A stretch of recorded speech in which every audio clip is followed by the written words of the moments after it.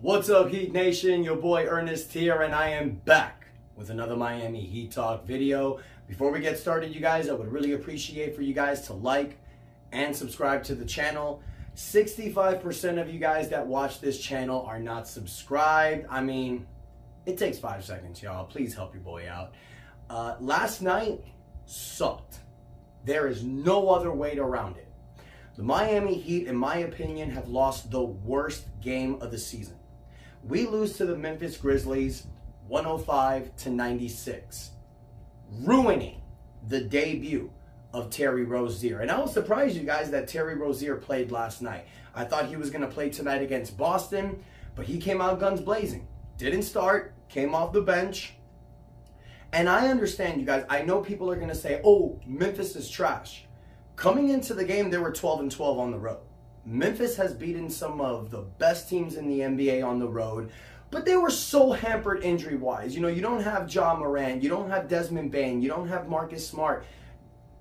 This was the same Miami Heat team, you guys, of 2023, last season. I really thought we got out of there. You know, we were having a much better season this year. We were beating teams we were supposed to beat. You know, teams with losing records. We've lost 4 straight now, 4 straight to losing record teams. We're falling back to what we did last year. And it is annoying. It is ridiculous. But you got to move forward. You got to chalk it up as a bad night in the office. And last night, you had a lot of bad games by players. You got 15 by Jimmy Butler. He goes 4 for 10. 15 by Bam Adebayo. He goes 4 for 13. You get 18 points from Tyler Hero, who's 8 for 15 for the field. Scary Terry gives you 9 points. Caleb Martin gives you 15. Richardson, who starts in the backcourt with Hero, gives you 9. Highsmith with 8. Kevin Love, I see you, boy. You tried playing even when you were sick. Couldn't play in the second half.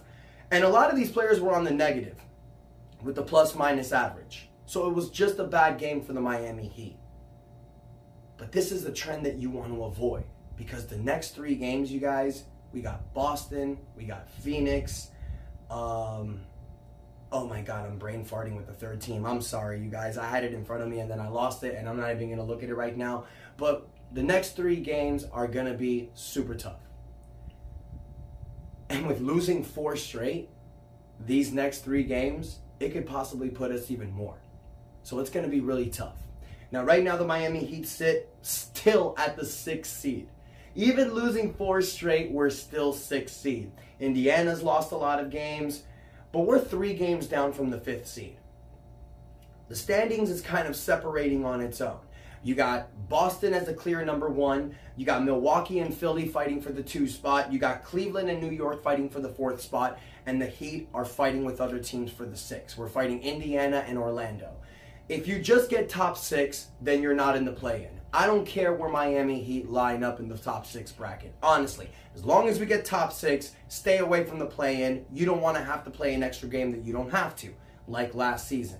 So if Miami can stay where they're at right now, if the playoff starts, we got Philly in round 1, bring them on. Like, I'm cool with that. So I'm sure a lot of Heat fans feel the same way too, but I'm sure a lot of Heat fans are worried, stressed out. I've noticed in Miami Heat Twitter, and I'll say one thing about Miami Heat fans. We are ride or die. We stick with our team with the good times.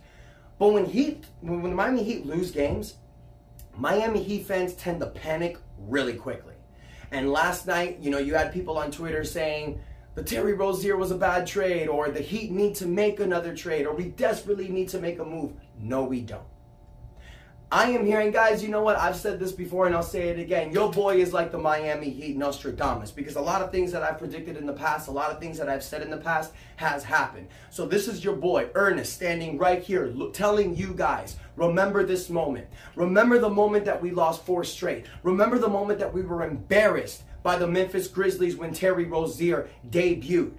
Remember this, you guys, because if you don't remember, back when we were 1-4, I'm sure you guys don't remember this, but what did I say in that video? And if you don't remember, go back and watch it when we were 1-4.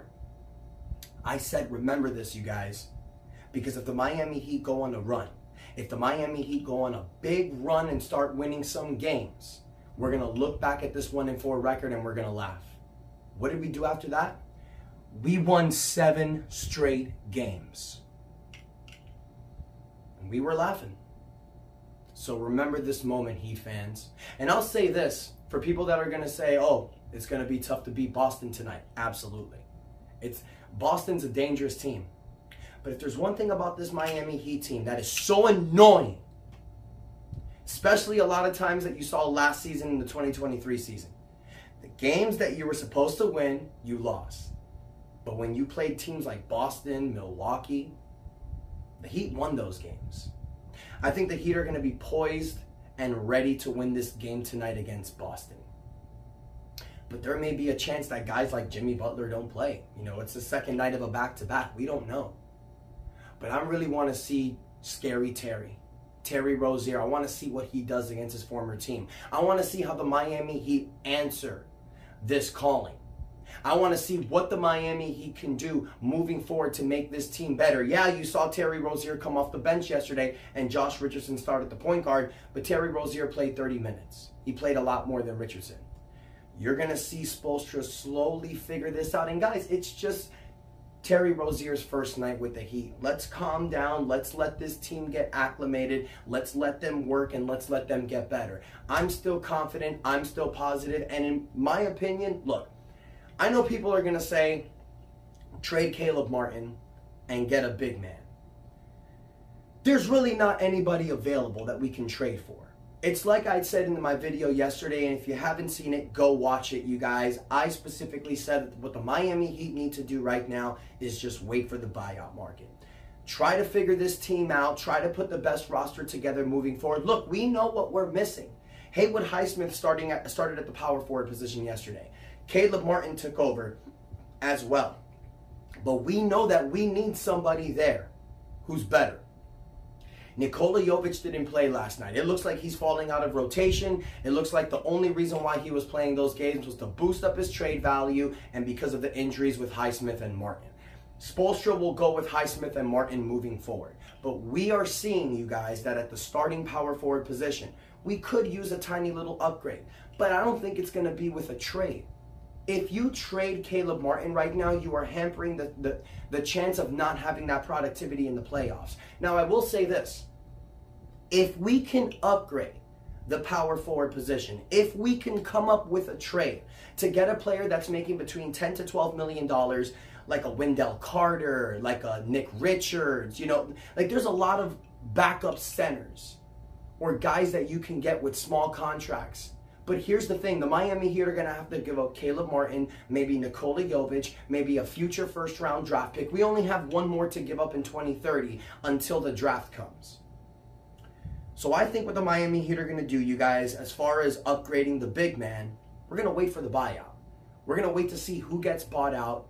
The Miami Heat made this trade for Terry Rozier. They took $5 million less than what they were paying Kyle Lowry. So that means it's going to knock their luxury tax down, and it's also going to give them flexibility to buy out a player. Now the Miami Heat won't just have to give a minimum contract to a buyout player. You can use your mid-level exception for a buyout player. You can use the biannual exception. You're going to be able to offer a player that's in the buyout market a little bit more than the minimum, and that's going to entice a player to come, just like we did with Kevin Love last year. So I want to hear from you guys. Are you concerned? Are you worried? Are you panicking? Or are you just like me, unfazed? Because we know that this Miami Heat team will turn it up. And let's not forget, you guys, we're missing our diamond, Jaime Jaquez Jr. I feel when Jaime Jaquez comes back with this team, we're going to be fully unleashed.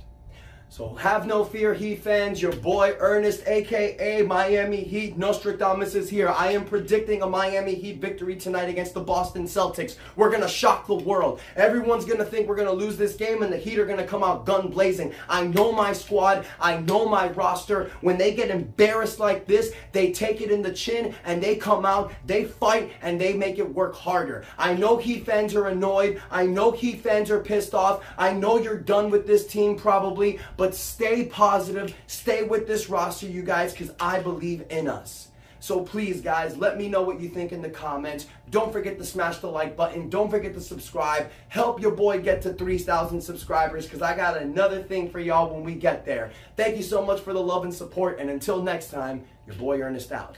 That's enough said. Let's go Heat.